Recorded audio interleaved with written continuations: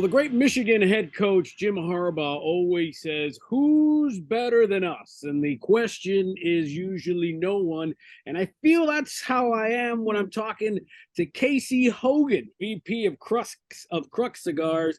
I mean, baseball, golf, cigars. Who's better than you, my friend? You know what? I feel pretty blessed. I mean, I laugh, you bring that up. And I actually had some buddies that were unfortunately losing their jobs about 6, 7 years ago. And they were spending all their time on LinkedIn looking for jobs on their last month of their contract. And I got emails from them that said, we have done the fact from all the people we went to high school or college with was your resume is second to none. Not that I've done anything overly like world changing, but obviously going from minor league baseball to being in the golf business, and then now obviously in the cigar business, life has been pretty good. Now, Casey, let's do a little quick background on you. You're a Minnesota kid, right? I mean, when you think of the cigar world, you think tropical and these awesome palm trees, but you're out in the frozen tundra up there. Yeah, we grew up there. Our whole family's from there. My cousin's from there who started Crux and my business partner and the owner of our company. And yeah, we all grew up there, but he started in the early 90s in the retail side of things. Still has a retail store called Tobacco Grove in Minnesota. And then he kind of brought me in, right after college when I needed a job because I was playing minor league baseball and they only paid you for 6 months a year. So I worked for him in the off season. But yeah, the frozen tundra was, all we knew. I remember playing, ice hockey, boot hockey in January when it was 15 below degrees and it wasn't cold then. Well, now I'm looking outside and it's, I think, 58 degrees here. And I'm trying to figure out if I brought enough hats and coats to even walk out to the car. Yeah, I lived in Connecticut for like a minute, and people always say, "How long did you live in Connecticut?" And I always go by how many winters I spent in Connecticut. I mean, I'm from California. I live in Miami. This is exactly where I need to be. All right, so but Crux Cigar is a family business, right? Because your cousin Jeff is started it. He's the president, and he's sort of like the tobacco guy, and you're the business guy. Is that fair to say? I wouldn't go that far. He's definitely very, very business forward. He has many other businesses as well. But when it came to this avenue of, when I was working for him, I was working in his retail stores, and then I left because after doing all that traveling, I didn't want to be in Minnesota, and I needed experience. I mean, I had a business degree from in college, but working in for his stores, learning about business, learning a few things, you learn really quickly that real life business opportunities by far exceed any 4-year degree that I got from undergrad. Sure. I mean, relative, you got a dog playing a fun game in the background. Yeah. Who's better than you? That squirrels or what do we got here? Anyway, so yeah, so Jeff's owns multiple businesses. He's definitely, I wouldn't call me the business guy. Obviously, I have business background as well, but going to get real life experience, Jeff was definitely his passion. Was the catalyst for my passion in tobacco because watching my older cousin who obviously in my mid-teens was like the older brother I never had. Like he's obviously, I don't want to say substantially older because he would be upset with that, but I mean, he's 15 years older than I am. So being able to watch him go into business, be successful, drive cool cars, wear cool watches, kind of live the life when I was, 12, 13, 14, 15. I mean, you aspire to be that kind of thing. So when we had the opportunity to go into business together after I had worked for him already, but then I had left to go gain more experience and didn't want to live in Minnesota.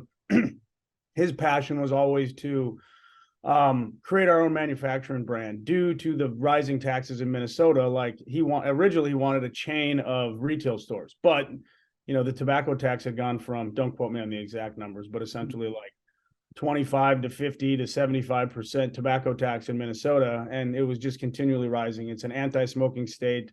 Very few places that you're even allowed to smoke indoors. There's no drinking inside. You can't eat with cigars. And obviously separating all smoking from cigars is a little bit different. But so his passion in tobacco was what gave him the opportunity to start traveling to Nicaragua, originally on like those general retailer trips where you get to go down with a factory and they let you blend your own cigar. But then in 2011 and 12, 13, he spent a week a month down there each year, going through the old hard knocks way of learning tobacco, blending, going through a bunch of different factories in Honduras, Nicaragua, Dominican, basically doing a SWOT analysis in every factory, trying to figure out, what they're all about. What do they do well? What do we need to learn to do well if we want to have some successful, startup, small cigar company? So we reconvened in 2013 to launch this company, get it going. And yes, he does all our blending still. I'm more on the quality control side. Obviously, tobacco selection, we're all a part of, and we obviously have people that are more smart.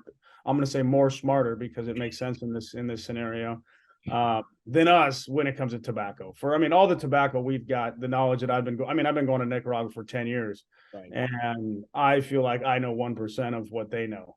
And so, I can talk to the majority of the world and I know what we need, and I can do our quality control, and we have all our checks and balances for, the way we want to do things. But obviously with business partners like the Plasencias and AJ's and Torrent and all these guys that we buy tobacco from or manufacture cigars with, like, they're the experts. So our knowledge has come from that. So to say Jeff's the business guy, yes. Jeff's the tobacco guy, yes. I've learned along his coattails in many ways, but so far so well. He's done a good job of getting us to this point. Yeah, and I would imagine, they always say it's not about the destination, it's the journey. So you went from minor league baseball, independent. Well, people always give me shit when they. Oh, can we say that word here? Yeah. I don't know. Shit. Perfect. They always give me shit because I played independent minor league baseball, so I wasn't drafted. It wasn't affiliated with any league. However, it was essentially they equivalent to like single A, double A. You're playing with players that have played in the pros. You're playing with guys that are eventually going to be in the pros, or not in the pros, in Major League Baseball, or on their way down or on their way up. But I never had that aspirations like in real life, because obviously every kid wants to play Major League Baseball. But when you go, I played Division III school. I was obviously a pretty good Division III baseball player, and was a catcher, which is an easier position to move up if you're good. And after I got done with college, randomly got a call from a scout who had seen me play. They were 7 games into their season and had a injury. And literally they picked me up on the side of the highway off of 94 in St. Cloud, where I grew up, on their way from Fargo, North Dakota to Joliet, Illinois, where I started that journey with a 1-day contract, which they were going on a 10-day road trip. So they guaranteed me at least 10 days. But it turned into 2.5 years. So it was a great ride. It was a lot of fun. I wouldn't change it for the world, because it was one of those things where I got the opportunity to travel around the country in Canada. Otherwise, I may still be stuck in that frozen tundra in Minnesota. So that was there for us. So it gave me the opportunity to just, continue living a dream. And, there was nothing like, 12, 13-hour bus rides, overnight bus rides, playing 96 games in basically 110 days. I never have to play that many. I was like the 10th man. So I only had to play like 40 or 50. But, so it was one of those where, yeah, it was a great experience. And it actually changed the course of my entire life. Yeah, because then, so when baseball ends for you, all of a sudden you go from Fargo and Joliet and small towns across the upper Midwest to all of a sudden running a golf company in Vegas. Yeah, and not even just the Midwest. I played in a team in Shreveport, Louisiana. I played on a team in Winnipeg, Canada. We'd be up in Calgary, Edmonton, as far east as Washington, Pennsylvania. So we were, it was all over. We were all over. But yeah, so I remember getting back after I used to like the air quotes retired, which just meant nobody would pay me anymore. So when I was done playing, it was a little bit into my 3rd year where I had got released and wasn't getting a new contract, which were super, super wealthy contracts. Like $800 a month was my first contract. $1,600 a month. $1,600 a month was my last contract. Dude, you were getting the supersize me. I was doing pretty well with that $1,600 a month, but then, yeah, so then I go back to Minnesota and I'm back at Jeff's shop helping out for like a month. And I'm just like, I've traveled the country. I've seen this. I go, I don't want to be here. I got to get back to, getting on track to let's call it being an adult. And most of my buddies that I graduated college with, they were all still living in Minnesota, working in Minnesota. Moved from St. Cloud, small town, to like the big city, Minneapolis, Minnesota. And they're there. But I just realized that Minnesota wasn't for me anymore, because I had, over the last couple of years, I've seen a lot and realized winters are cold. There's better places. So a friend of mine and I were talking and said, let's move somewhere. And this was actually one of my college roommates, now wife. She was a traveling nurse, but she said, let's go. And she goes, I'll see where I can get a job, because she can get a job easier. I had no leads. I had nothing. And she goes, I'll call you in a week. Calls me in a week with 5 cities. And I basically picked with one that had the lowest cost of living, because I didn't have any money. Because I was a poor professional baseball player. So we moved to Vegas. Had never been there. Literally walked into my cousin's office and said, hey, I got to turn in my 2 weeks. And he kind of laughed, because he's like, do you still work here? Like, what are you doing? You've been in, you've been out, you still play baseball? And he goes, what do you mean you turn in your 2 weeks? So I'm moving to Las Vegas. And he just started laughing. I go, but I got to turn my 2 weeks in like a week and a half ago, because I'm leaving on Monday. Tomorrow. I'm leaving on Monday. So yeah, I drive down to Vegas, luck into a company. They had a retail location in the golf business. They did fan apparel and golf. They needed just a store manager, which I had, obviously experience at that with a degree as well, which was underutilized there. But within 30 days, their director, their GM and director of purchasing, had some family issues on the in-law. I had to take the family and move back to the Northwest, and they offered me the position. So, and then, 3-4 years into that, I'm basically been in Vegas for 60 days. I'm running a golf company that I know. I played golf barely. As a kid, I was one of those guys that go out a few times a year and hack it around, and had knockoff generic clubs. And, so now I'm trying to learn a lot of business stuff, a lot of golf stuff. And, for 4 years of that, turned into a pretty good deal, but it obviously gave my cousin some confidence that I knew what the hell I was doing, or had failed enough with other people's money that I would, save ours. So Casey, it must have taken some love, some faith, and everything to get you off a golf course in Las Vegas to, get into manufacturing cigars, because all of a sudden you guys, as a company, transitioned from selling cigars to actually saying, hey, let's make our own sticks. Well, so Jeff had put the beginning parts of that in place while I was doing the golf thing. That's when he was taking his trip to Nicaragua. So it was still his dream. His overall dream was to make a brand. So he did the initial legwork, obviously, to get blending, learn the process, and find some factories that we can partner with, and get us to the point where we could turn that into a business to start, at least.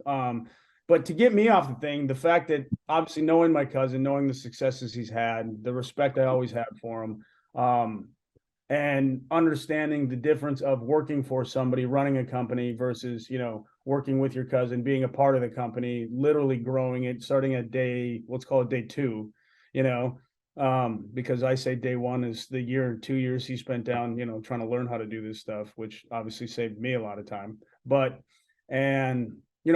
He called me, and I was actually about to take another position, because I was working for somebody, and you kind of reach a ceiling at some point, and it was a small business, and we were doing, almost $5 million in sales a year in the golf business. And it was great, but like, my salary was getting capped, my commissions were getting capped. Like, he's just like, yeah, you can't really make any more money. I was like, well, then I don't want to be here. It was great life. I was 25 to 30 years old, living in Vegas, playing golf, 150 to 200 times a year. And business was done on every golf course. Business was done in, sports books. Business was done, going to shows, going to concerts. Like, it was a great time. However, long-term, Vegas wasn't where I knew I wanted to live.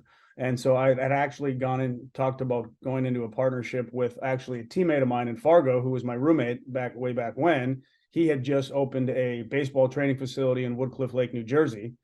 And him and I were in the beginning talks of putting together a business contract for him and I to buy in, work in, sweat equity, whatever it was, into his company, because he had just purchased or leased a full-size building, built it out, and he'd been working out at gyms. And so he goes, I don't know anything about business. You obviously have. We know how to train. My dad's a college baseball coach. Him and I would sit up at night talking, he was a second baseman. I was a catcher. I played outfield. He could hit, he could throw, he could turn double plays, but he didn't know anything about catching or outfield play, So literally I had called Jeff to ask him to review a business contract as, somebody that I advise, respect, and hey, can you take a look at this contract for me? What do I need to change? What do I need if I'm getting into a partnership with this guy? Because he'd had many of those. And he goes, before we talk about that, that cigar company that Oh, by the way, I've been wanting to talk about? I go, yeah. He goes, I think I'm ready. And I go, oh, really? And he goes, so what do you think? I said, absolutely not. He goes, what do you mean? I go, I'm not moving back to Minnesota. He goes, no, you can live in Florida or Texas. And I said, Florida or Texas? All right, I'm back in. Let's do it. Literally called my buddy, hung up the phone with him and said, no deal. I got a new thing we're going to do. And that's when we started the process to going from concept to actually retail, or not retail, distribution and manufacturing. Amazing. It's amazing how it just not. I mean, you earned it, you worked for it, but it's amazing how that one moment just all of a sudden spins off into a whole series of events for you. So tell me about Crux. Where did the name come from? The name comes from Jeff's best friend and one of his first business partners in the retail store. We call him Perry the Painter because he's a painter. But he would always walk into the store and say, what's the crux of the matter? This is like late 90s, early 2000s. This has been going on for years. And when we were looking to call it or make a cigar name or a brand name, we didn't want to call it Haugen Cigars because it was a little, we wanted to build a brand and not just sell ourselves, basically, because we wanted to, be based off of tobacco. So, and obviously being German, Norwegian guys from Minnesota, we didn't want to be disingenuous. So we had to find something that obviously wasn't very Cuban sounding, but it had to do something that was almost totally not thought about, to the fact that most cigar companies were Cuban sounding words or people's names. And, you look at the cigar companies that are, companies without faces, essentially, specifically, like those are the ones that we were striving to build a brand behind, versus the fact that if Jeff dies, if I die, or like maybe we didn't want to do business together, like Haugen Cigars would probably be hard to go on without a Haugen, So thinking long term as in the big picture, just we didn't want to call it, Jeff and Casey and Cigars or Haugen Cigars or whatever. So that name was just thrown into the mix of about 100 names that we would just calculate over, a month or so. Anytime you had no name was stupid, except for a lot of them that we came up with. But then we went to a naming session. We had like, that was one, or what was the one that you said, no, we can't call it that? There was so many, and we let everybody put things on lists. Like, what do you think we should call our company? And all right, we write it down, and because and Crux, to be honest with you, when we first started, we kind of laughed. It really, we're like, yeah, okay, put it on the list. So maybe we should say that one. No, I'm kidding. We love it now, but there's obviously a story behind that word. But we get down to a naming final name, and it we had like 4 or 5. And don't ask me this because I don't remember what they were, but we then had to check trademarks, what was available for us to actually use. And, it came to a few that were like, that was in the cigar business. Somebody used that somewhere, somehow. And so ended up being Crux. Obviously, it was one of our final selections. Obviously, the meaning is decision-making process. You have the ability, to, earn your Crux. You have the Crux constellation, and then you also have, it means crucifixion in Latin. Not that we talk about everybody's faith, but everybody has some. We don't get into it because, we all have our own faith, and, we try to keep things more, on the upbeat. And that seems to be something that, people like to argue about. But the difference is we all have some sort of faith, and it does mean faith. And on the spiritual side of things, I mean, we all have that going on in our lives. So it was just a very encompassing word that allowed us, multiple directions to use it in. So Casey, tell me what was I guess the most challenging thing? I mean, you hate to use the word outsider, but it's not like you came from a generation of cigar makers. It's not like you had this this sort of push into it. What was the challenge getting into this business? Two guys from Minnesota. Yeah, you're in the business. And I think you guys earned your chops because you just didn't say, "Hey, here's a bunch of money. I want to be a cigar maker now." You put in the work. What was the biggest challenge of it? So, which we found out, our great great grandfather was actually a cigar roller. Which we actually found that out not that long ago. So we can't say we knew that before. We found that they actually rolled a lot of cigars in Minnesota in the early 1900s. Obviously, they were machine rolled, and he was one of the rollers. But we found that out after Crux had started. But the biggest obstacles that we actually faced were when you finally get something going, you have to create and keep enough inventory to maintain as well as grow. And when you're starting with, I think our first order was like 50,000 cigars. So it seemed like a ton, but when you open 25 retailers and then you're opening 30 retailers and 40 retailers and 50 retailers, and then having the capital and the extra, the personnel and the smaller growth avenues, that you're like, oh, well, we've got 50,000 cigars, but do we have the one you want? And then, so growing steadily over the last, now shit, we're almost 9 years into this. April will be 9 years we've been selling cigars. And, the problems just are always the same, but at larger scale now, finding the right balance between growing slow enough where you can continue to create, depth and width in the market, but having enough inventory to go to these multi-chain stores. Now we're not just looking at 25 accounts. We're in 350 doors across the country now. So basically you think about it over 9 years, that's 40 doors a year roughly, so we were trying to open the right number of accounts, but also keep product in stock, because now we know the hardest thing to do is keep shelf space. So once we get to the point where we've sold you on our product, we've got you on our product, then you've sold your customers. There's been a lot of legwork. So now we learned early on that growing slower and going not as wide, we'd rather go deep with our retailers, because if we lose shelf space, it's hard to get it back. If the customer doesn't have that cigar, they will smoke something else. They show up and they want to smoke, the Crux, Bull and Bear, the Crux Epicure Connecticut, or whatever, one of our other brands, and it's not there. Yeah, they still want to smoke a cigar. They're going to pick something else, but now maybe we lose it in the rotation. And so keeping that space. So that was a huge obstacle. And then most importantly for us, it was about learning about all the available tobaccos that we could, the longevity of tobaccos. We've had a couple of brands we had to discontinue, not because they were, poor performers, but one of our best performers, we just ran out of tobacco for, because we didn't forecast far enough in the future. You make a cigar and you make 10,000 cigars, and they're like, well, we got enough to make 60,000 cigars. We're like, well, that's a ton of tobacco, and all of a sudden in 3 years it's gone. And you're like, how do we recreate that? Versus, yeah, companies do try to use different tobaccos and recreate it and get it as close as possible. And it works very, very well for a lot of companies. There's companies that do it all the time.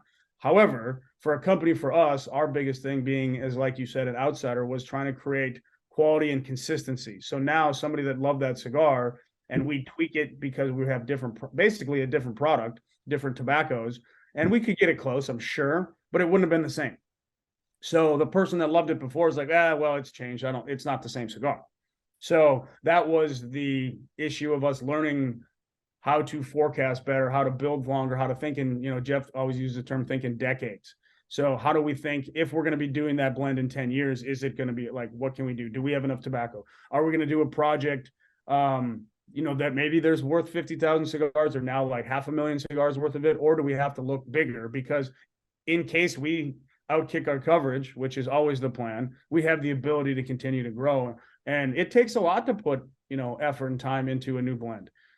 There's companies that come out with lots and lots and lots, but they have big teams. They have bigger distribution chains. They're very wide. We're very narrow, but we like to be deep. So, putting that together, the point of having, the right amount of tobacco that we think will for at least a decade, but being able to then source it, buy it, house it, process it. Obviously we have a couple of great partners with the Placencies and AJ that, they have that amount of tobacco, but you don't want to put all that time and effort into a project if you're like, yeah, we could do that project for, 2 years, because sometimes it takes a year to get a project done. And then having that. That's the long game in cigars. I mean, that's what I think a lot of people don't realize, that it takes a while. Like you know, you come up today, you say, all right, we're gonna get into cigar business. You might not see that first crop. You might for a year, 2 years before you see really, you know, from seed to smoke. Sure. And the nice thing is, going into the factories and the partners that we had, they had processed tobacco that was in different levels of availability and readiness. So like I mean, there's still today, I mean, even companies you can buy tobacco that, you know, has been grown, you know, for us at least 4 years ago, is I think is the minimum tobacco we use, but that we could use tomorrow, essentially. You know, I mean, Plasencia's got more tobacco than I think, you know, there is air. But having that ability to, you know, as we grew, buy tobacco and had capital to put it into housing our own tobacco in factories, having our own tobacco rooms, have our own aging rooms, allows us to have more consistency for long term. Which, if you look at our portfolio, I mean, I was kind of joking about this the other day. Yeah, we've come out with a lot of cool stuff over the last few years. Obviously, we rebranded. You know, we have some pretty kick-ass packaging that is very eye-catching. It's very iconic. It's very clean. It's timeless. Is kind of when we think long term. And then we had some line extensions, but realistically, the last time we came out with a new blend was 5 years ago. Was 2018 was the last time we came out with a new release cigar that wasn't a line extension, that wasn't a re-release of old packaging. That we just switched the packaging, and we've had the tobacco. So we're happy to obviously have the Epicure Habano that we'll be releasing in the next few months, which will be our first brand new release to the market of something completely new, 100% new in 5 years. And people say, well, we come out with a lot of new things. Well, we do a lot of things with what we have and what we're doing, but we are that company that says, if it's not broke, don't fix it. Let's not cannibalize our products. So we finally found a blend that Jeff loves with a Habano Seco wrapper that is, I mean, to me, I think I've said this only one other time when we were coming out with a new product. I'm like, this might be my new favorite. But time will tell. I mean, you know, the cigars have only been rolled for over a year, so they're sitting there aging, and hopefully they last through, you know, the next decade. But I mean, from all of our somewhat intelligence that we have of this process over the last decade that we've done it, you know, we've got a pretty good idea of how things kind of migrate in the aging. So Epicure Habano, tell me about it. What can we expect? What kind of a smoke is it? It's the first time we've used Habano Seco as a wrapper. We do have Habano Jalapa in Viso, but we don't have. This is the first time we've used Seco. This is one of our cigars, only our second cigar that's all Plasencia tobacco, Nicaraguan filler binder. It'll be medium plus bodied cigar. It's different than like our other Habano Viso, which would be the Bull and Bear. That's a more rough, that's more pepper forward, Nicaraguan pure from all different regions. And actually, where do I have that? I had my tasting notes when we were because I've had the Bull and Bear, and I would say that's my favorite one, because I like a little tang, I like a little spice, I like to know something's there. You know, it dances on the tongue, so. And this is going to be more. I mean, everything we want to do is very clean, but this is more in the medium plus maybe, but a little bit of that cocoa, espresso, walnut flavors that are, you know, kind of that medium Crux bodied smoker, because most of our guys, you know, our consumer is that medium, full flavored, clean finishing tobacco. That's what we strive for. So find something with a uniquely different flavor is kind of difficult when you have that, let's call it, you know, level 3 to level 7 in strength, you know?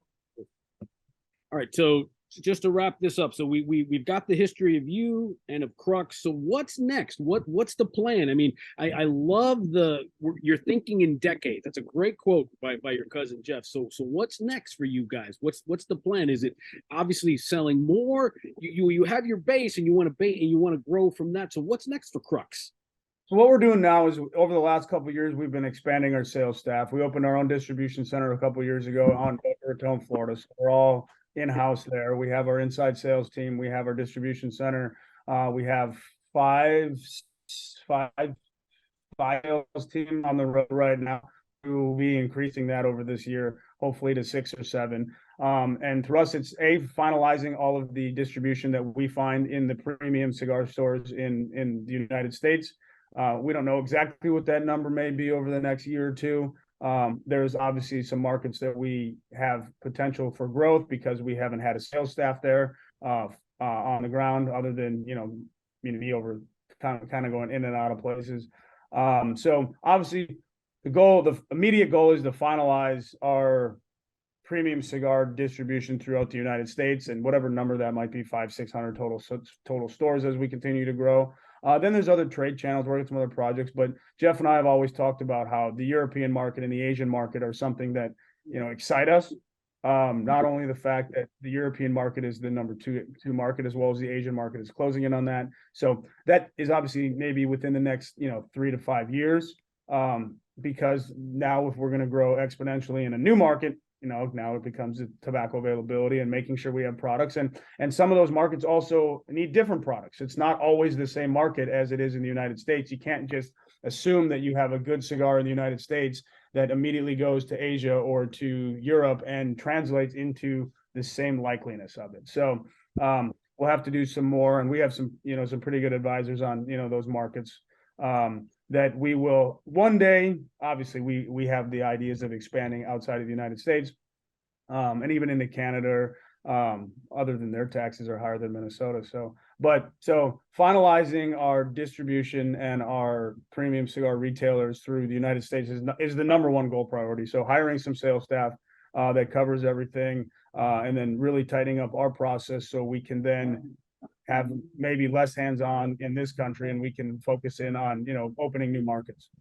Now, what would be the dream for Casey Haugen? Would it be somebody, some professional sports champion wins a Super Bowl or a World Series and they're lighting up a Crux? What would be like when you would sit back and go, damn, I think this is it now. We've made it. That's a unique one, and I mean you might have. I didn't know I wanted that, but now I want that. But I've always said, everybody talks, a lot about rankings, and I know they just came out, and like Cigar Aficionado has been the magazine we've read our whole life, and and for what all those do, everyone says the politics behind it, whatever. Not, I don't need to get into that, but the ability to have a cigar in the top 25, the top 10. Obviously, the number one, that would be super cool, because everyone says, well, there's politics behind it. Well, if you have the money to spend on politics, there's politics in everything. You put yourself in a position. So I think, is that if we never got there, it's not going to change my life. So we've always thought, man, if we had the money to spend on advertising and this and get there and being everywhere we need to be and have that ability, yeah, that'd be cool to have a number one cigar one day. We're talking a decade from now, maybe, or more. But yours seems a lot more realistically cool that I would actually tell my friends about. Like let's just say, I'm a big golf fan. So let's say like Ricky Fowler wins his first major and lights up a cigar. I don't know if he's a cigar guy though, but lights up a cigar, or Justin Thomas wins a major. I know he smokes cigars. So one of those guys, I know he's won some before, but that'd be super cool. Now I want that. Actually, now I want that. That's what I want.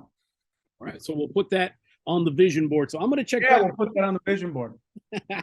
Well, listen, hey, you can count on me for sure. I love your product. I don't have anybody on the show that I don't actually smoke their stuff, and I love your product, and I appreciate you taking time to hang out with us today. I appreciate you having me. Thank you very much. That's Casey Haugen, VP of Crux, and big things to come. And you never know, maybe you will see LeBron or a Mahomes or Ricky Fowler. You never know.